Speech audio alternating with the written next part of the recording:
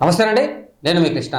ఈరోజు దండోరా సినిమాకు సంబంధించిన ప్రీ రిలీజ్ ఈవెంట్లో నటుడు శివాజీ సంచలన వ్యాఖ్యలు చేశారండి.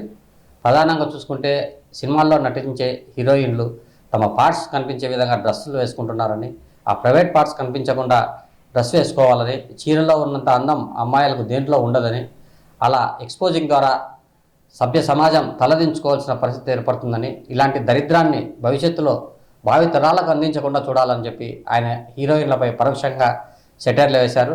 దీంతో ప్రస్తుతం ఆ నటుడు శివాజీ హీరోయిన్లపై మాట్లాడిన మాటలు వైరల్గా మారాయి. ప్రస్తుతం ఇందుకు సంబంధించిన వీడియో కూడా మనం చూద్దాం. Thank you. దయచేసి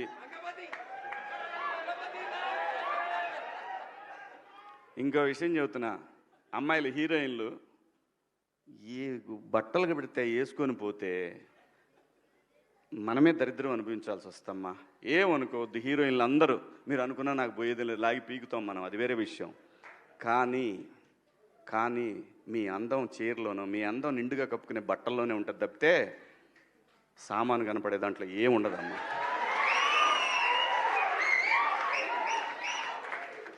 అవి వేసుకున్నంత మాత్రాన చాలామంది చూసినప్పుడు నవ్వుతూ అంటారు, కానీ దేద్రముండ ఎలాంటి బట్టలు ఎందుకు వేసుకుని కాస్త మంచి వేసుకోవచ్చుగా, బాగుంటావు కదా అనాలనిపిస్తుంది, లోపల అనలేము.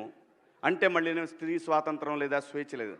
స్త్రీ అంటే ప్రకృతి, ఎంత అందంగా ఉంటే అంత గౌరవం పెరిగిద్ది. ఈ ప్రకృతి అద్భుతంగా ఉంటుంది.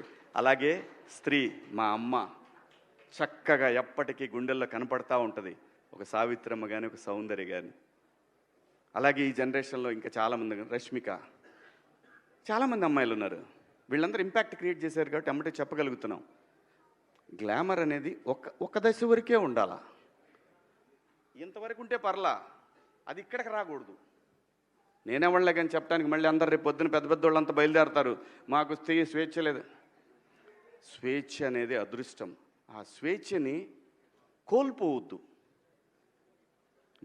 మన గౌరవం ఎప్పుడు పెరుగుద్దంటే మన వేష భాషల నుంచే మన గౌరవం పెరిగిద్ది.